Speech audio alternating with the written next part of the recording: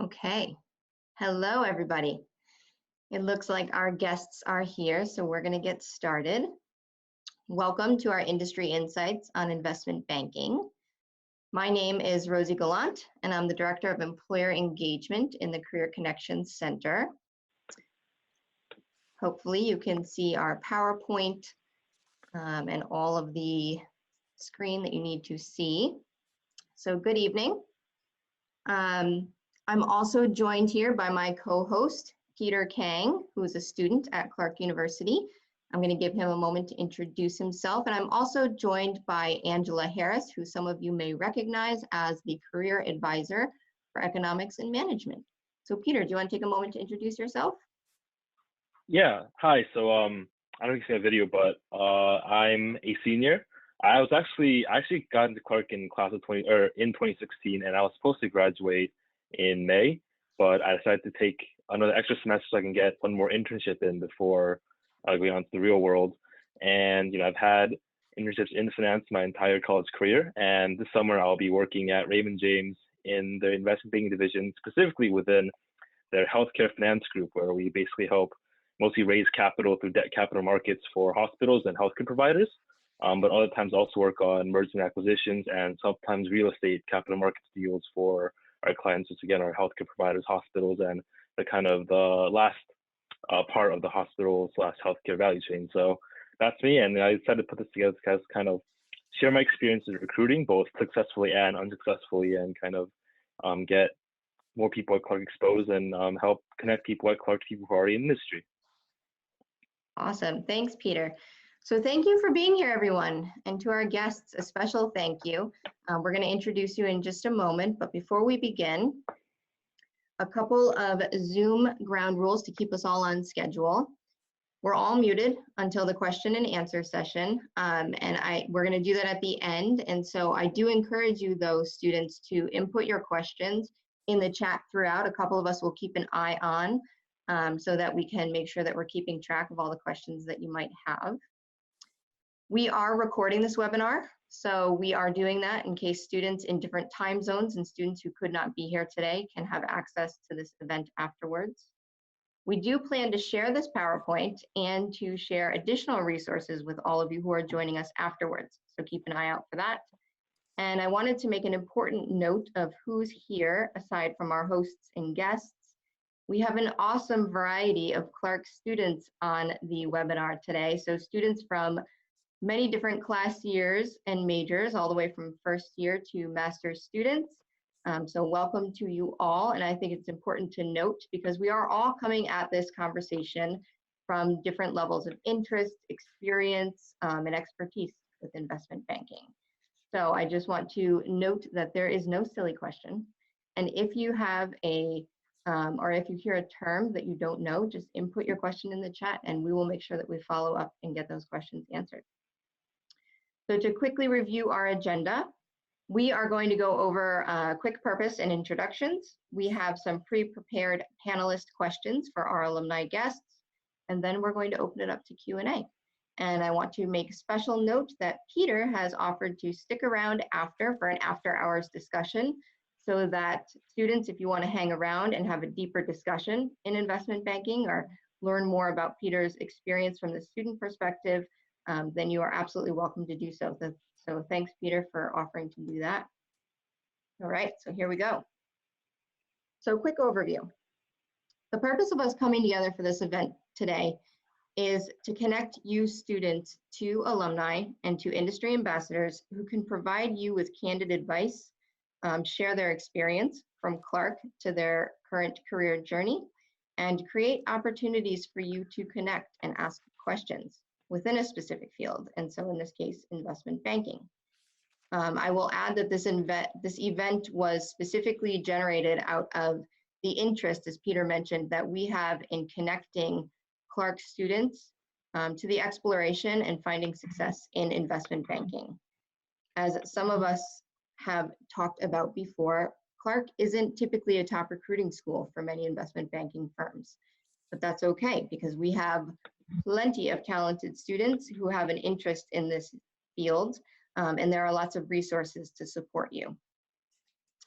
So a side note as to why we're hosting this now on June 24th, as your summer has gotten underway. And that's because right now many firms in investment banking are starting their recruitment process for the summer 2021 term. So we wanted to make sure that there was some support and networking and offers of advice to students who are applying now. Our goal today is so that we can help some of you take away from tonight, perhaps a chance to network, maybe something that you can take away as insight to get your application materials ready, and just to know that there is a connection, a support network here for you to ask questions. You can follow up afterwards, and we encourage you to definitely do so. So what you're seeing on the screen right now is just a spotlight to the peak recruiting timeline for investment banking. As many of you know, July through October, so underway right now. And what you're also seeing is sort of a snapshot of a roadmap of the recruiting, kind of the steps that you want to take from first year to senior year. And note that this is just one roadmap. Everyone is coming at this from a different place, but some things to highlight are to really kind of start preparing early and often. And the key to preparing your network, to building your network, to growing your relationships, and to building upon the experiences and the skills that you're developing to make sure that when application time comes ready, that you have your story to tell and that you're preparing for interviews and for those applications. So first, again, a big thank you to our alumni guests joining us this evening. Your engagement is very important for students to learn firsthand about the experience you've had from Clark and on your journey towards your career.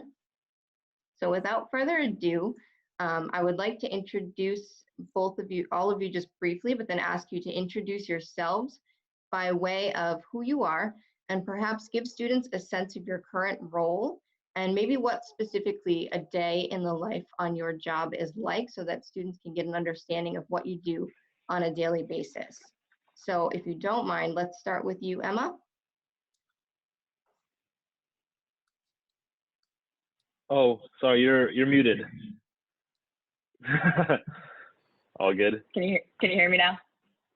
Yeah. Yeah. All right. Hi everyone. Thanks for having me here, and Peter, thanks for organizing this.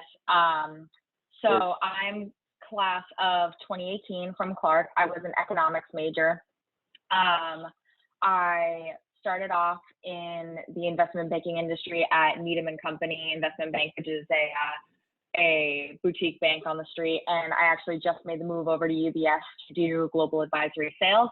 And so what that means is I sell a number of structured products, including equities, derivatives, including options. You know, you hear calls and puts, prime brokerage, private equity, and a number of other products to institutional clients. And specifically for myself, it's hedge fund sales.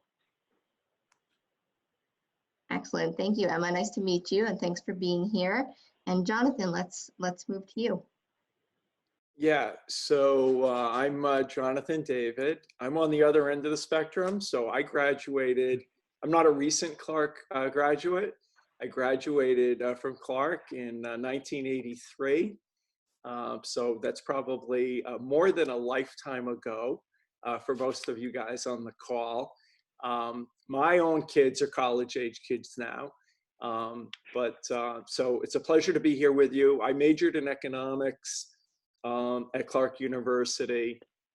After Clark, my first job was I was recruited into a training program in New York, which was a company that's rolled up into JP Morgan and Company now. At the time, it was called Manufacturers Hanover Trust Company. But over the years, through the different acquisitions in banking, it's now part of JP Morgan. From there, I had a little over 10 years at Lehman Brothers in New York and in London. I was in fixed income institutional sales for Lehman, covering institutional portfolio managers for fixed income. I was from Lehman Brothers. I went down to Charlotte, North Carolina. I ran global investment grade sales for Bank of America what's now Bank of America Merrill Lynch. Bank of America is headquartered down in Charlotte. I did that for about 9 years down there. Relocated back to New York. Ran parts of the institutional sales business for Barclays Capital as they were building out their fixed income platform in New York. And then my last stint was with HSBC, the large global bank, and I ran their financial institutions banking business. So I moved over from the market side to the banking side. We covered all the large asset manager clients, which I have been familiar with throughout my career, but also insurance companies, hedge funds, sovereign wealth funds, private equity firms, financial sponsors, all within financial institutions banking.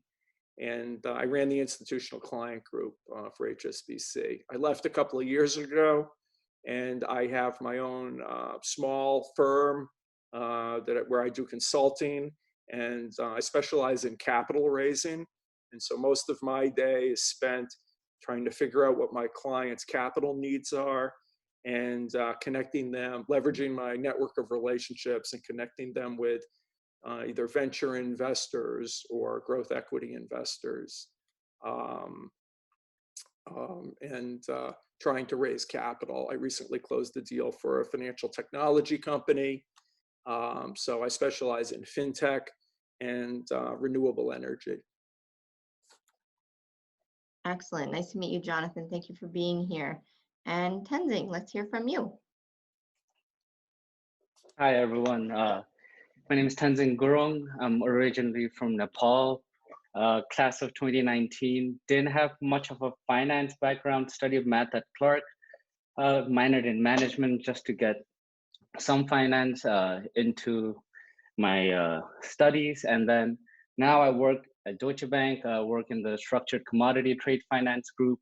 We do a bunch of asset-backed lending, so borrowing-based finances, senior secured, revolving credit facilities, and we do performance-based lending as well, which include like pre-export finance, prepayment finance, and we only work with commodity names, so oil and gas, metals and mining, soft commodities like soybean.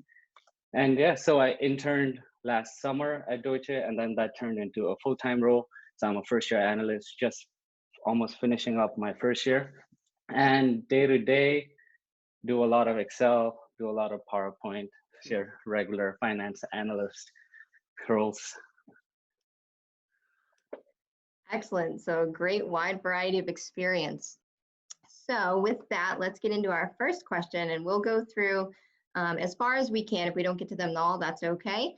Perhaps we can follow up and get some more insight afterwards. So what opportunities did you take advantage of as a Clark student that led you toward your current career path? And what challenges did you encounter, and how did you overcome them? And anybody can start.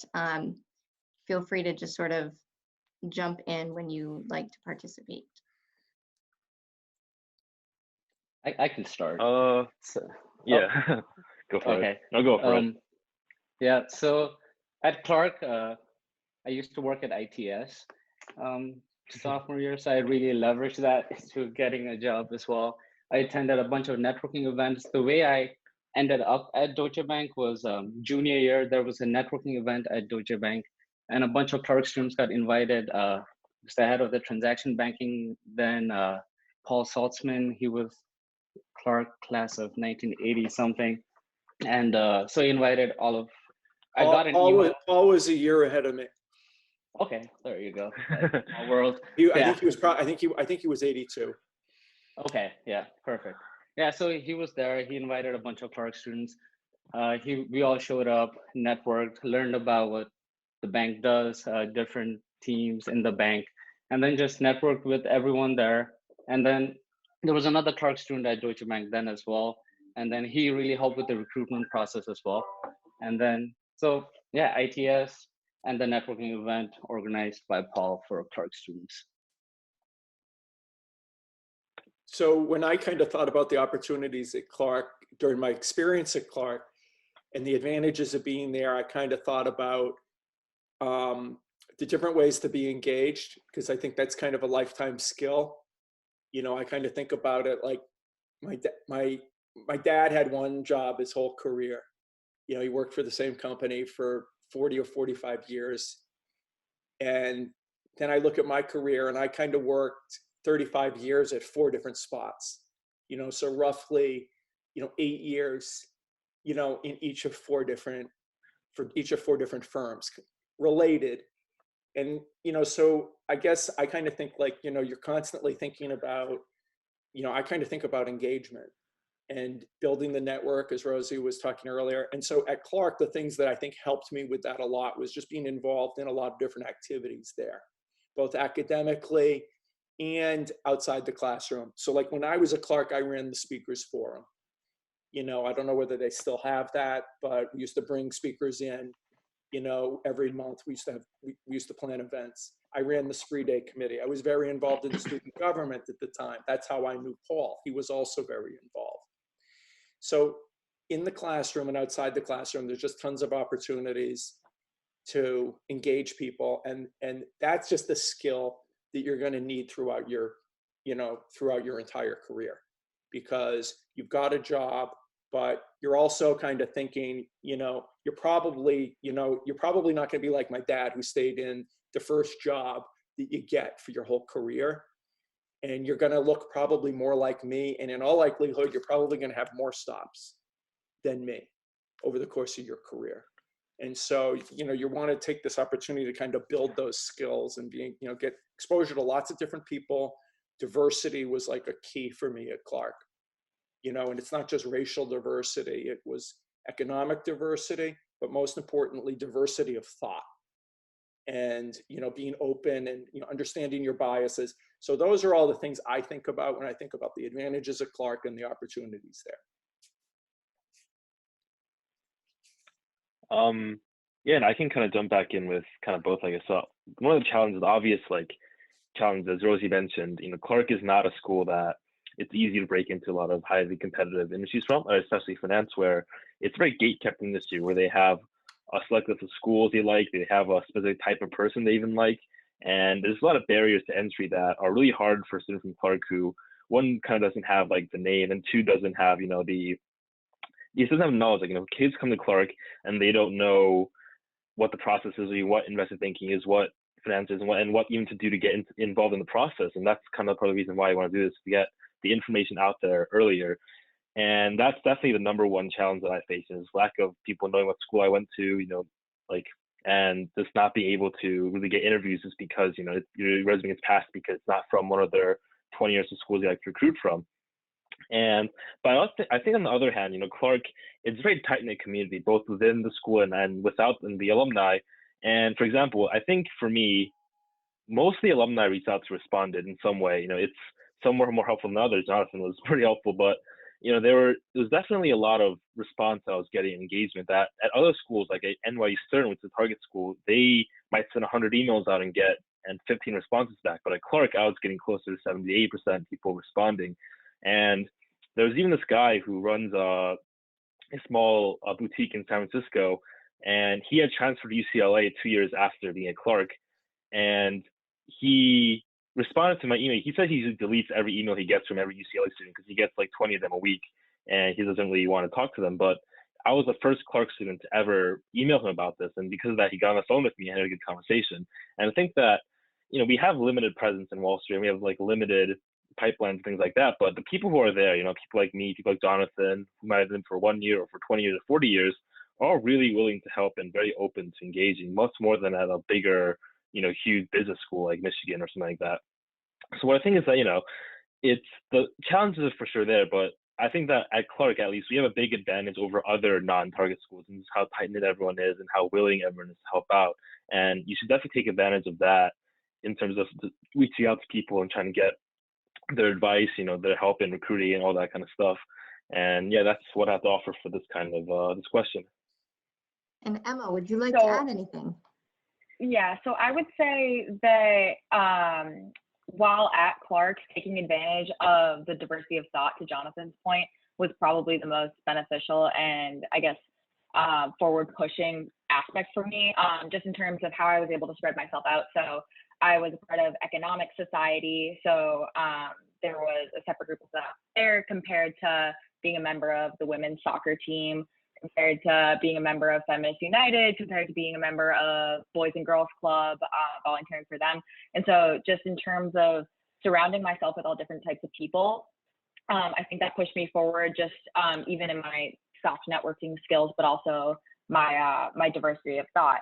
And I guess, you know, in how I specifically and more actively push myself forward to grab a job after graduation, I during my internship that I had for the 2 summers over my into my junior and my senior year, I had access to a Bloomberg, and so I ended up finding an algo that allowed me to search Clark University alum by geography, by industry. And so it was just as simple as me plugging and chugging and finding, you know, 20 and 30 of Clark alum that are in New York City in finance. And so it was just as simple as me pinging them on there, them setting me up with, you know, for a phone call. Even if nothing came of it, I was connecting with people. And so I ended up having an alum connect me with a friend of theirs at Morgan Stanley that they thought could help me. And he ended up being the head of trading there. And he was kind of my leg onto Wall Street. So it's definitely all about networking and talking to as many people as you can. Excellent. Thank you all. Rose, if I may, sorry, just to Sure. add to everyone's point, there are many student societies at Clark that you can definitely take advantage of. There's the Clark University Investment and Trading Society that hosted, when I was there, an alumni in finance panel every year, which like gave me great exposure to people in finance and learn about finance. And they used to even when I was a junior, they hosted a weekend Wall Street prep modeling and financial valuation class. So you have to be involved. So I think just being involved in all these different clubs, showing up to their events really helps. Excellent. Let's see. Oops. Going back. As alum, what upfront advice would you provide to Clark students that are just building their job and internship strategy in regards to breaking into investment banking? And feel free to sort of share some specific examples from your journey of, you know, from graduating Clark to your current career. We'd love to specifically hear from you some opportunities that you've taken advantage of. I would honestly say that it kind of all starts with a mindset of you don't know what you don't know. And by that, I mean, you know, in terms of investment banking, it's such a broad gloss over hundreds of thousands of opportunities that you can find within that niche. And so, you know, once you start digging into it and reading about it and talking to people on the phone about it, just because one opportunity isn't necessarily so compelling to you doesn't mean a number of other opportunities wouldn't be. So I think it's all about just how much you look into it and, you know, just focusing on the broader search versus a more micro level. You know, like it's okay to not know. Definitely okay to not know. Yeah, I would expand on that, and just, you know, people typically gravitate towards the big firms. And I think Peter kind of mentioned, you know, the big firms kind of have their template. You know, whenever I worked at, you know, so I worked at 4 massive financial institutions, right? Lehman, Barclays, B of A, and HSBC. They had certain schools that they recruited from. Now, I could get people in, right? But it's kind of on the exception basis. So if I knew somebody from Clark and I thought they were qualified, I could get them interviewed. No guarantees of anything, but I could kind of circumvent the recruiting process because, you know, because you could once you're at a certain level. But generally speaking, you know, think, you know, to Emma's point, think further down the food chain. You know, it's a massive field, and it's bigger today and less obvious today than it was, you know, historically, because a lot of activity has really been pushed out of the traditional investment banks into the private markets. So, you know, we had the financial crisis a decade ago, and what that did was really, you know, reduced the balance sheets at the big banks and on the trading floors at the investment banks and these capital markets businesses. And what did it do? So you've seen this massive flow of capital into venture, private equity, private debt. You know, go look at firms and, you know, at the top of the heap, you've got, you know, the Blackstones of the world, but there's literally thousands of boutiques, investment boutiques. So when we're thinking about investment banking, historically, that was one certain thing. Today, it means a lot more than that because a lot of the capital's really been pushed to the buy side. So stay open to the buy side. When I was starting my career, the opportunities weren't there on the buy side. Today, there's like, I would say the opportunities on the buy side are very exciting. And then, so naturally we think of BlackRock, the biggest, or Blackstone in the alternative space. There's thousands of them. Work down the list because BlackRock and Blackstone, just like HSBC or Lehman, are looking for certain things. They've got their 10 schools. You go down the list, get out of the top 10 into the next 10, and the next 10 after that, and the next 10 after that. As you do your research, like Emma suggested, it's going to be easier to get in. Yeah, so just to add on to everyone's point, we are not a target school, so we have to realize that. So we have to take advantage of every finance-related opportunity that comes up.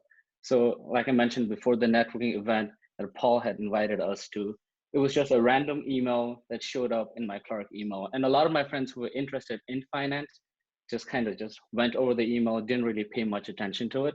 So me not being a finance guy, I just saw an email. I was like, I need an internship. Let me go see what this networking event is about. So this networking event was an open school networking event. It happens every year. It was for all the non-target schools that they would invite to this event. And it was a great event for me. And and it happens every year as well. And so yeah, you have to really take advantage of these opportunities and these events and just show up.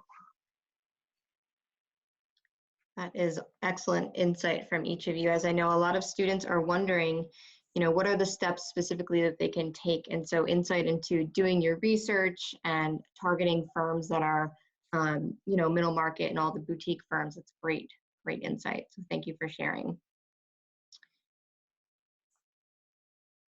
Let's see. So as each of you are professionals in your field, to provide students with some deeper insight about what you do and how you do it, and to help us think through some of the experiences in the industry, and help students think through some of the experiences they should seek out to prepare, what are some of these skills and specific competencies that you rely on most heavily in this field? And which would you suggest that students start looking to acquire and focus on working on leveraging now?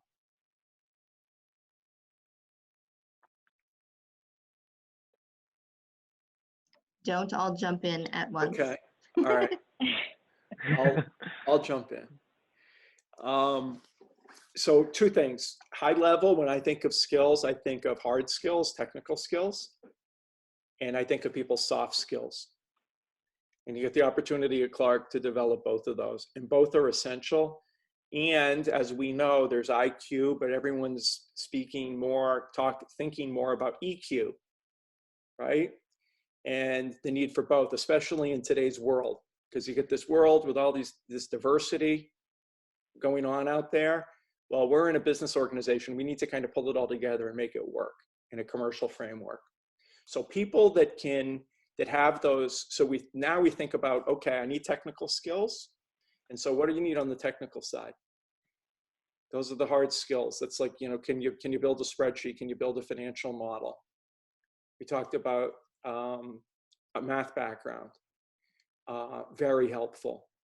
Anything to do with technology. Technology has moved to the core of these organizations, okay? And the more familiar you are with technology, and not that you need to be a master of it, the better. Then on the EQ side, it's like, what are your communication skills like? How do you engage people? What are your presentation skills like? What's your work ethic?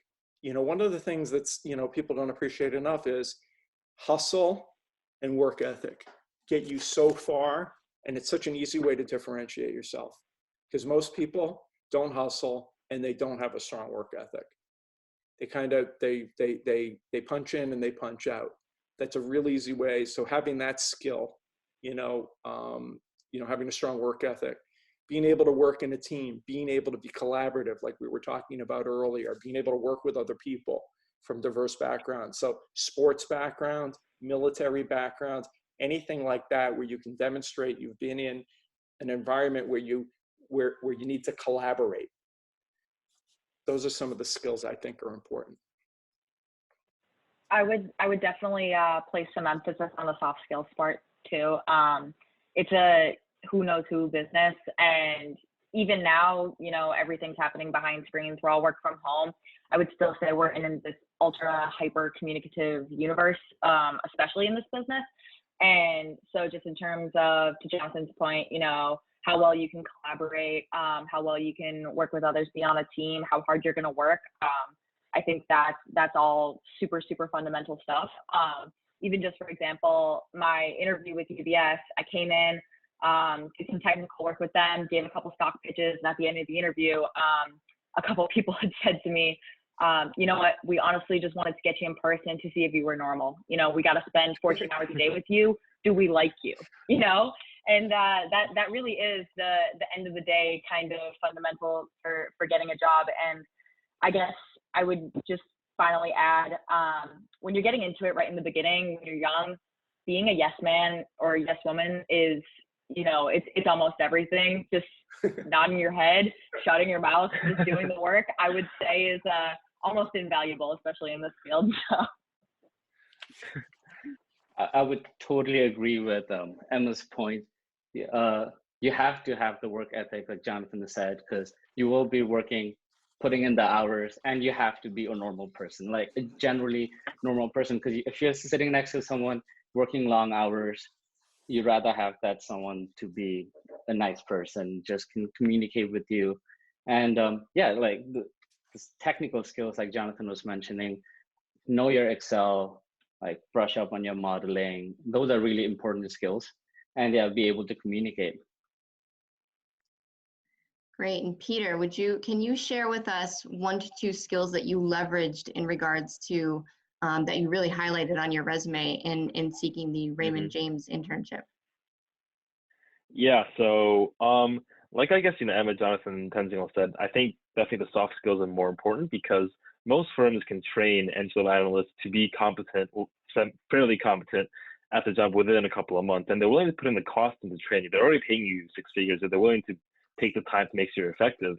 But I do think that, again, like Jonathan said, that having certain skills, like being able to create a financial model, are definitely pluses. And most firms, like at the middle market level or up, don't actually ask very many technical questions in interviews. I only got like 4 or 5, and they're very simple accounting or depreciation or financial modeling type questions, valuation questions. And but at the same time, even though they might not ask you, hey, construct the financial model for you right now, just being able to do that shows like commitment. And that's important, because at school like Clark, it's kind of a lot of people think that people at Clark, or schools like liberal arts schools like Clark, are smaller. The students don't have the same kind of technical qualifications or skills as people at NYU Stern or University of Michigan Ross. And it might not be fair, but that's kind of the preconception that a lot of people in finance have of non-target or smaller liberal arts schools. And just being able to kind of say, hey, I can build a 3CA model from scratch is important, not because you won't be building a whole model from scratch in day one. That will never happen. But the fact that you put in the time to learn, the fact that you have the capability to kind of figure it out and put it together, and that you have that kind of initiative is really important. And showing that initiative is honestly more important than actually having that skill, because my financial modeling skills are, I can build a basic model, but I'm going to learn so much more in the first 10 days of my internship than I would in a month or 2 months of studying. So that's not that important. But the fact that I went out there, took the time on my own, and built up those skills, it was really important, demonstrating interest, and I think really helped me in getting the job. Excellent. So in thinking about, I think we've all mentioned networking as a huge component of getting yourself ready and getting yourself out there to explore the industry and meet folks who can help pull you in. So I'm interested to hear what some of your best advice might be to getting started in building that network. So maybe thinking back to when you were, starting to explore the industry. How did you start going about building your network? And now as professionals, how are you growing those relationships and maintaining them?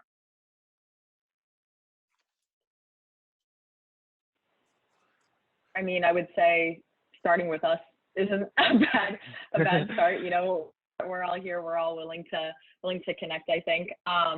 But kind of how just reiterating on what I said before.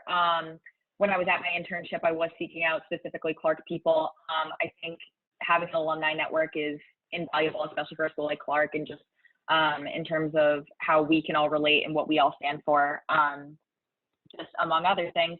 But I guess separately, once you kind of get into the business, whether it's with an internship or your first year of work or what have you, honestly, it's the over caffeination aspect where you're going and getting 10 coffees a day just to spend 25 minutes with someone and pick their brain a little bit, show you care. You know, it's just, if you ask them a little bit about themselves, you can let people roll, and that's how you start to form connections. And I guess just on top of that, circling back with the people that you do the initial outreach to, like I think of Peter every time, just because I think the first time Peter reached out to me was, a year and a half, 2 years ago. And I know that after he does his last semester at Clark, he's going to be looking for something more serious, whether it's with Ray J or whether it's with, UBS once our hiring freeze ends. He's always going to be top of mind for me because he's so tenacious and circling back. So I definitely would place some emphasis around that. Yeah, and I think that. Oh, sorry. Go ahead. No, go ahead. It's all right. So I think, Peter's a great example. So Peter reached out to me probably, probably 6-9 months ago now. And so the Clark Alumni Network, some schools are better at it than others. The way I look at it is students, graduates from USC and from Harvard and from Michigan, they've got great alumni networks. They don't need a lot of help. But if someone from Clark's going to pick up, Clark's a much smaller school. And I know that, like we've said repeatedly, Clark's not on, the target list at a lot of places. So, I have I'm predisposed to want to help. Okay.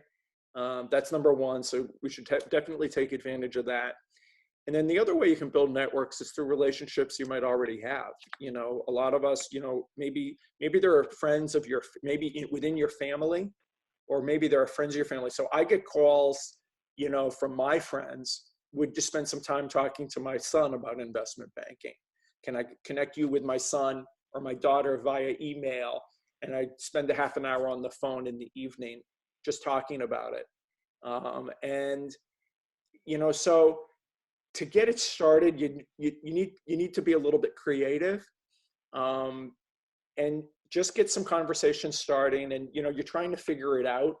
So and you don't really know where valuable information is going to come from. And so I think Emma mentioned earlier, it's like there's the knowns, and then there's the unknowns. And what you figure out pretty quickly is the unknown is so much greater than the known. And so and that's not something, that's a mountain, that's climbing a mountain. And so you do that kind of one little brick at a time. And so that's how you build your network. You're kind of doing that one person at a time. And, and it takes years. I still spend a tremendous amount of time building my network and you're always going to be doing that because the business is constantly changing, and the firms and the types of deals and the people that I need to interact with constantly changing in this business. So you gotta, if you want to stay in the business, you got to kind of keep your network up to date. So it's a continual process. Great. Tenzing, do you have anything you want to add? Yeah, just to add to everyone's point, I got into Deutsche Bank because of other Clarkies. So Clarkies always tend to help out other Clarkies, like Jonathan mentioned, and as everyone else has mentioned. So it's just reaching out to them. Don't hesitate to reach out. I feel like a lot of clerkies are unsure about the industry, don't know how the industry really works. And a lot of people don't, and it's totally fine. I mean, do your research, but don't hesitate to reach out. If someone doesn't respond back, it's okay, because you can always reach out to someone else as well. But just don't hesitate to just start that connection. Yes, I know I was just let's go, but I just want to add one more thing, and I would expand who you reach out to. I wasn't reaching out to just Clark people. I was reaching out to other Koreans, and Koreans is another tight network that are really helpful to me, and just random people too. My networking was not just, hey, let's find other Clark's people and reach out to them and stop. I was literally sending out 10 emails to random bankers every day, just like, and one of them might talk to me, and random people are more willing to help than you might think, and I think that you should definitely be prioritizing clerkies because they will be the most likely to help. But you should always think about who else has something in common with, soccer players, lacrosse players, or, you have a similar hobby, anything like that. Find something in common, find those people somehow, and then reach out to them, and there'll be, someone that should be willing to help. It only takes one person. That's great. Thank you, Peter. I appreciate finding something in common with someone. And Jonathan, your point of get creative with networking. I think oftentimes we think of networking as there's one right way to do it, and that's certainly not the case. It's something that we try and do and pivot and keep doing. So we have one final question, and it wouldn't be really in line with our current reality if we didn't ask this question and take a moment to focus on, and think about the state of the world and our global and domestic economy. So from your perspective as professionals in your field, what has changed about your industry in response to COVID-19? Is there anything that students might consider and or might do differently as they're navigating the space? And I recognize that this might be a question, for a talent or recruitment team or whatnot, but I know that as professionals, I imagine you have some definite insight into how this has changed your work and your industry. I think it's made it harder, without question. So I have a son who just finished his sophomore year up at Syracuse. He's studying sports management. He had an internship lined up. He was supposed to go to Tokyo with NBC Sports to be an intern in Tokyo. He's studying sports management. That was canceled, so all of a sudden his plans went down the tubes, and he had to start getting creative about, putting together, he's doing a couple of part-time internships virtually from home now, which is what we're all doing. Okay. New York's opening up a little bit, but the opportunity to meet in person with people, so the internship opportunities are different. A lot of them were canceled. People have had to kind of hustle to see what they can pick up at the last minute. This is going to be with us for a little while. No one's jumping, none of my friends are jumping on the train to be the first ones in the office in New York. Well, I think people are going to take a look at it after Labor Day. A lot of people are talking about the new year. This thing isn't going away for a while, so we need to learn how to live with it. That's number one. And it's definitely challenged us because it's less spontaneous communication and interaction, less opportunities for social, which is like a really big part of rapport building. Building that rapport with people that Emma was talking about, going out and having a cup of coffee. Those things are really essential for building relationships. So you can kind of find out what you have in common with people and build that rapport. So those opportunities, it's just much more challenging today, which means we need to work a lot harder.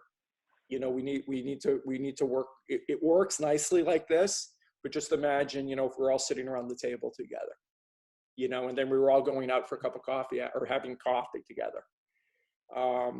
So I would say the spontaneous and the social, the less formal interactions, have that's certainly been, a big change over the last few months. Yeah, I would agree with all those points. It's definitely unfortunate in terms of the social realm. The happy hours behind the screen are a little different than the happy hours down in Tribeca. So it's quite a switch. But I would agree that it's going to be like this for a while, not even just totally 100% contingent on COVID, but I would also just say economically as well. I think things are going to tighten up and it's going to reshape the business a little bit for quite some time after this, and it's going to kind of shine some light on where businesses can shave off and where changes can be made and they can save expenses. And so I think advice that I would offer for people looking to get in is seeking out, I guess, longevity. And with that, I guess, doing your best to make yourself just personally extremely indisposable, just in terms of mixing in, tying this all back to your soft skills, your hard skills, just being absolutely tenacious, being a dog behind the screen on the phone, just making yourself absolutely indisposable and irreplaceable.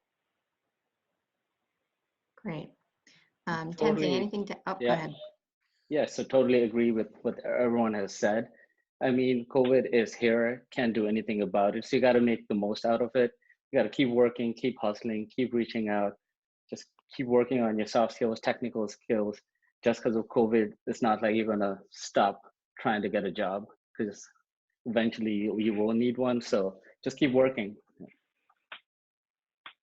Thank you all for sharing your insights on that and for sharing your experiences. We are at a point of transitioning to student questions. So students, I invite you to, if you have questions, you can feel free to put them in the chat and just let me know if you want us to ask it for you. Otherwise, you can feel free to ask the question yourself. So we'll give a couple seconds here and see if anybody poses a question.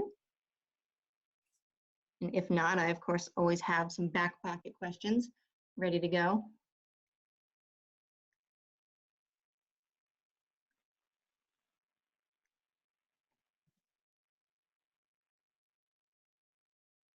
No questions. I think you guys covered so much wonderful. Oh, there we go. Oh, no, there is one. So, Suraj, would you like to ask this question? You can go ahead. I think you can just unmute yourself and go ahead. Yeah, thank you.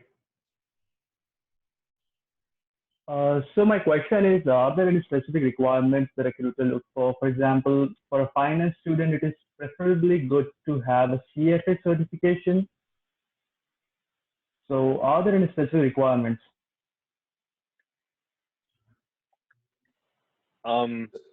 I think that just being honest, like just to put out there, I think that for investment banking at least, and it's different from other fields, like for example, investment banking is a very specific field of finance, and when we're considering all this and what everyone does here, M1 sales and Tenzing core banking to be under IB for this conversation, but just to say, like, IB is a very, it's a very big, but it's a specific area of finance. It's mergers and acquisitions, capital raises, restructuring, and that's not. And within that field of an M&A, capital raise, and restructuring, I don't think that a CFA or those kind of designations are really that useful, because you're not really dealing with like the markets or individual securities, things like that in investment banking. It's more about plugging numbers in Excel, creating models, formatting PowerPoints, and like I think what a CFA does sometimes is show interest. Like it shows, hey, this guy's going to go through CFA levels 1 through 3 and just put in the time, because it takes a lot of time to pass, and that's definitely respectable.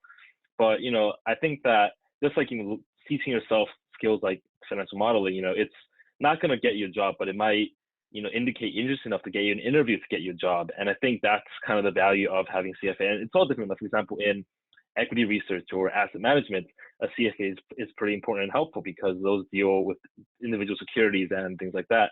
But I think for IB specifically, it's not really something that you see a lot of people have in the industry or look at as a prerequisite. And I think the most important, again, going to a good school, and beyond that, just networking, having those connections to put you in. To add to Peter's point, sorry, Rosie. So to add to Peter's point, I don't think there's a prerequisite, because I see my team at work, I see other analysts and directors, managing directors, everyone comes from different backgrounds, different majors. I have an analyst friend of mine is a philosophy major. I was a math major.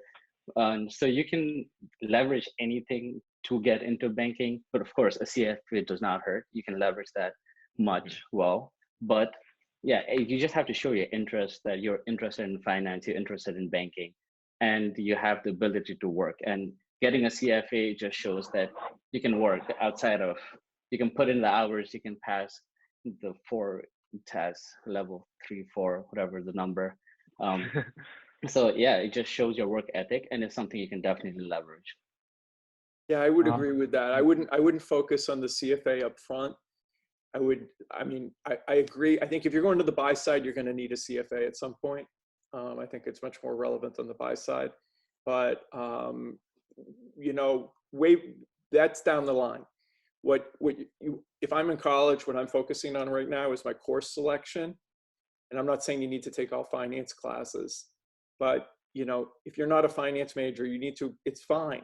I've interviewed tons of history and English majors, and they do very well, but you still need the skills. I can't have you come in, as an English major, and because you can't find a job related to English literature, all of a sudden you landed on, you're going to get a job in investment banking, and you haven't demonstrated any interest in investment banking previously. So, you're thinking about your career, to a certain extent. I mean, you're going to a liberal arts school, and you want to benefit from that curriculum, from a liberal arts curriculum. But, make sure you're, selecting your courses appropriately.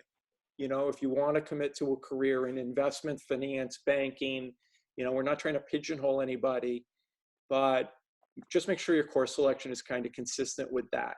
Are you taking economics, micro, macro? Are you taking stats? Are you doing math? How are your technical skills? You're building those social skills. You're taking other courses. You are taking your history. I mean, I took a women's studies course. Who would have thought? Well, turns out it's pretty relevant, isn't it? So more so today than it was, back in 1983.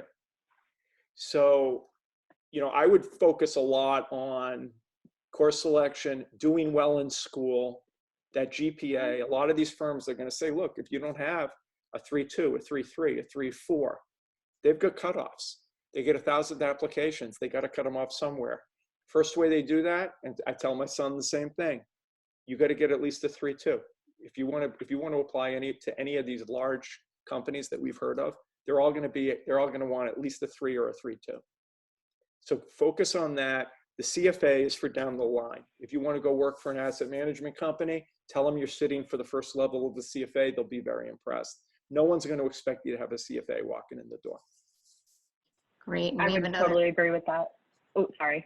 No, go ahead. If you want to put some insight, we have a couple questions left. I would agree with that. Just super quick, I would also say that's totally just when you get down to a way more micro focus under the broader umbrella. Like these three, a CFA would be more relevant for them, whereas I'm on the sell side. So I actually had to get my licensing exams. So for me, in the first 6 months of my job, I had to get my SIE, my Series 7, my Series 63, my Series 66. And that's just kind of the name of the game. So don't worry about it until you get in the seat. Great. So we have another question here from a student that he's wondering why you got into investment banking from each of you. And maybe if we want to give a quick story tell, and then we'll have one more question, wrap it up. For me, sorry, Peter, you want to go ahead? No, you go ahead. Yeah. Okay. Go ahead. So I was a math major. My initial plan was I was on the 3.2 engineering program at Clark, or my initial plan was to do math at Clark, go to engineering after, or go to grad school after. And so sophomore year summer, I spent my summer at Clark doing differential geometry, independent study with the professor. And then I realized it wasn't really for me. So then I kept studying math because I enjoyed it, but then research in differential geometry wasn't for me. So I kept looking out for other opportunities, networking event, and you know the story. And here I am.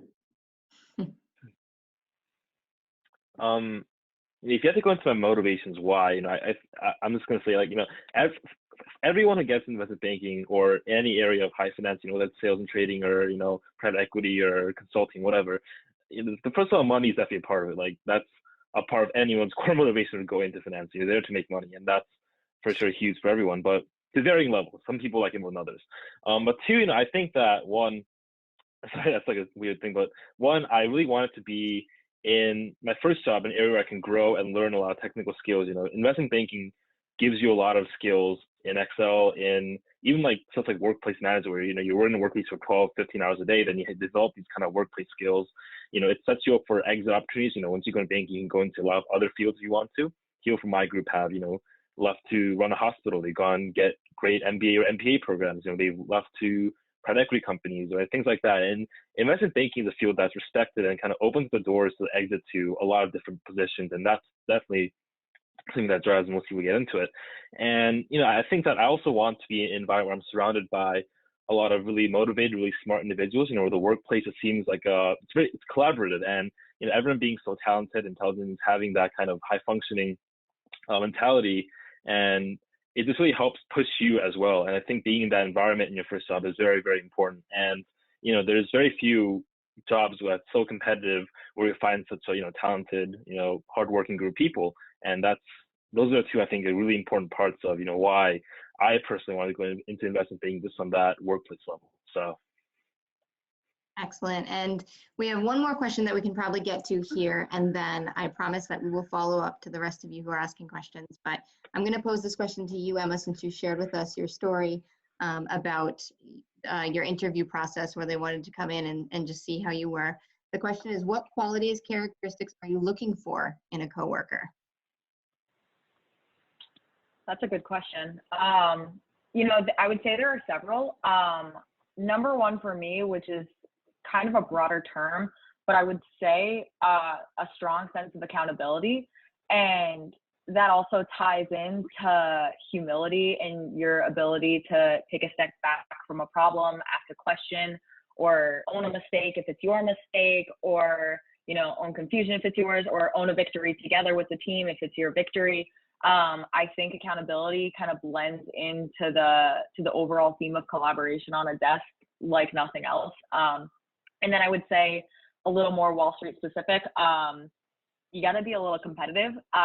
You gotta like the fast-paced environment. You know, we're in every day 6:15, phones are ringing, people are screaming, and you're either there and you're with it, or you're getting run over a little bit. So I would say those two are pretty key. Thanks for sharing. So we're coming to the end of our time. So I would like to just send us off with a couple of additional resources, students, for you to follow up on. And for you, alum, if you haven't already, we certainly invite you to join us on Clark Connect, which is our online community of students and alum. As an alum, you can indicate how you'd like to support students, if you'd like to be a mentor, or perhaps you'd like to be open for students asking questions via message. This is our digital engagement platform. And for students, this is where you can find alum to connect with, where you can ask questions that are industry specific, where you can seek support on navigating your job and internship process, and you can apply to opportunities that alum are posting on the platform. So I invite you all to join. Students, we invite you to join us in the rest of our webinars for this summer. So every week this summer, we are hosting webinars to keep everyone sort of engaged in career exploration. These are opportunities for you to gain insight, to connect with folks in different fields. You can register on Handshake for all of these, and we'll even be doing this throughout July. So we hope to see you there. And then finally, don't forget, you can stick around. Peter's going to hang out for a while after our hosts and some of our guests have gone, so we can talk more specifically. If there were any remaining questions, we can dive a little bit deeper. So that's a wrap. Thank you all so much for being here. To Emma, Jonathan, Tenzing, and Peter, thanks so much for participating in this and engaging with students. And we definitely plan to follow up, and I hope to stay in touch and contact with all of you. Thanks for sharing your great insights.